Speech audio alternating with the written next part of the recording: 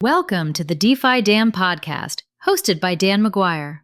A reminder that all content and topics discussed are general only and is not personal nor financial advice. Always do your own research beforehand. Hey guys, Dan here. Welcome to this week's podcast. Firstly, I must apologize. After recovering from a surgery and being off the tools, I'm back and better than ever. So fuck the haters and fuck this market. Now, I'm sure you guys have seen a more consistent month of the market being down than up, and the spike of precious metals, bit of everything. I mean, seriously, shit's crazy, and that's what makes markets and economies the wild fucking west in 2025, and probably into this year again. All right, let's get into it. Segment 1, Weekly Market Recap. Christ, this week was rough.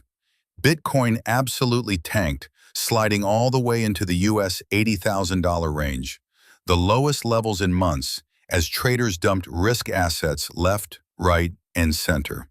We saw heavy leveraged liquidations as Bitcoin broke key support levels, sparking even more panic selling. Ethereum got the same brutal treatment. It hit multi-month lows as sentiment cranked down into full fear mode. And let's be honest, it wasn't just a blip. This felt like weeks of systemic bleed finally coming to a head. Now yes, price has been somewhat stagnant at times. It is still much lower than where we were. Segment 2, What Broke? So what triggered it? A few ugly pieces colliding. Macro risk off. Crypto behaves like a high beta tech asset now, so when traditional markets get skittish, this lot gets dumped too. ETF and fund outflows. Spot Bitcoin products saw sellers step up hard, not buyers. That's not confidence, that's capitulation. Retail panic selling. Huge chunks of Bitcoin got dumped by holders who couldn't handle pain, which only accelerates the drop. Basically, weak hands folded and larger players quietly stepped aside. That's how a rally turns into a correction. Segment 3, What to Watch. Here's where the rubber meets the road next week. BTC's support test. Listen close.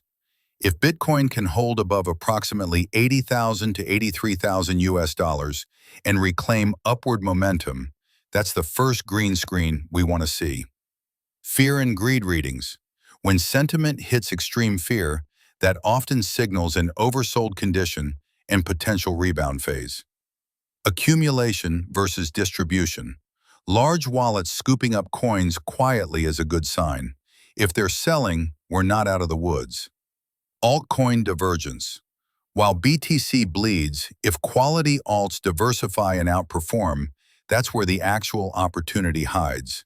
This mess could mark a short-term floor, but only if we see those turning points lighting up. Segment 4, Hot Takes. Here's how I'm seeing it. The pace and depth of this drop feels like a real correction, not just a tiny pullback. But it's not a total wipeout either. Valuation's still way above pre-2025 levels. Weak holders getting flushed sucks for them, but it also clears the path for stronger hands who aren't scared by red candles. Long term, this kind of shakeout can be healthy if it's followed by disciplined accumulation and not another leg down. But I'm not bullish just because I have hope. I want to see flows and sentiment actually flip before we ring the bell. So yeah, messy, brutal, and real. If you're digging the unfiltered breakdown, smash that subscribe, share with a friend who's lost faith, and let's get this ball rolling again. Stay sharp. It's a new year, but doesn't mean shit just goes back to green. Catch you next week.